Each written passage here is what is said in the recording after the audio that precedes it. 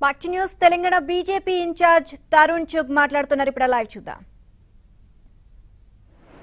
अपनी हार को देखते हुए केसीआर साहिब ने अपना सीएम और सचिवालय सभी मंत्री यहां बिठा दिए.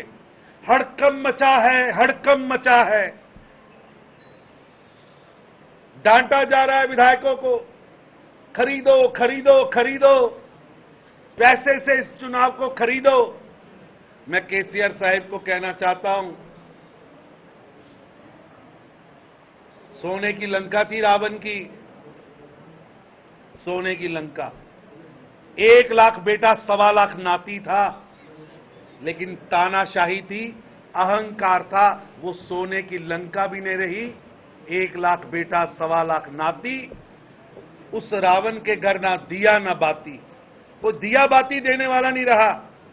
इसलिए जिस धन के बल पर आप तेलंगाना की जनता को खरीदना चाह रहे हैं, मुनुगुडु की जनता को खरीदना चाह रहे हैं, ये धन काम नहीं आएगा. ये जनता बड़ी खुददार जनता है. ये जनता पिछले 8 वर्षों से आपकी तानाशाही, आपके अहंकार से बदला लेना चाहती है. और निश्चित रूप से जितनी जोर से आप रेत को पकड़ रहे हैं, ये सत्ता की रेत उतनी ही जोर से आपके हाथ से निकल रही है. और निश्चित निश्चित निश्चित चुनाव का परिणाम राजगोपाल रेड्डी के हक में आएगा. और केसीआर साहिब और केसीआर साहिब के गुर्गे यहां से अपने अहंकार को हरा कर जाएंगे और प्रभाकर रेड्डी भारी मतों से हारेंगे. मेरे को इतना ही कहना है. कुछ आपको पूछना है तो पूछिए.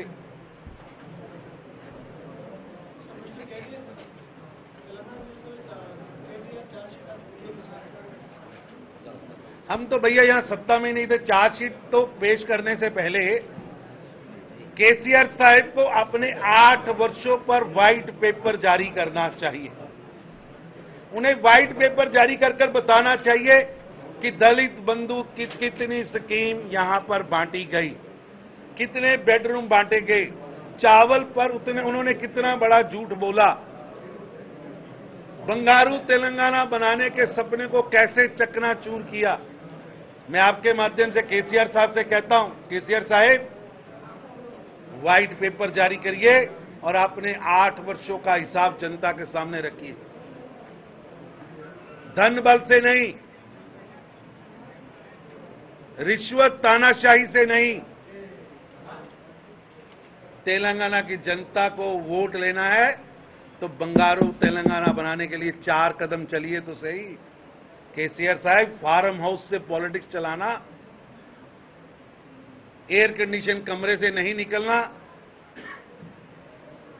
ये अब चलने वाला नहीं है. देश की जनता, तेलंगाना की जनता आपका असली चेहरा देख चुकी, समझ चुकी.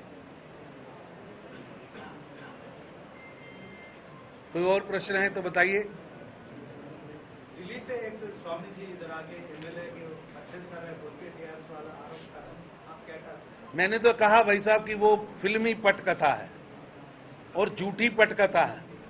उसके किरदार भी झूठे हैं और किरदार भी दागदार हैं, जिनकी हिस्ट्री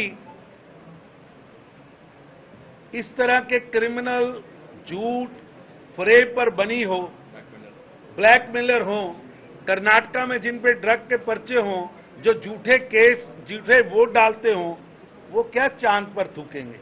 चांद पर थूकना है तो पहले सच्चाई पर खड़ा होना होगा. संजय बंडी जी गए कल भगवान के मंदिर में, अपने पे पानी लगाकर वेट होकर वहां जाकर शपथ ली.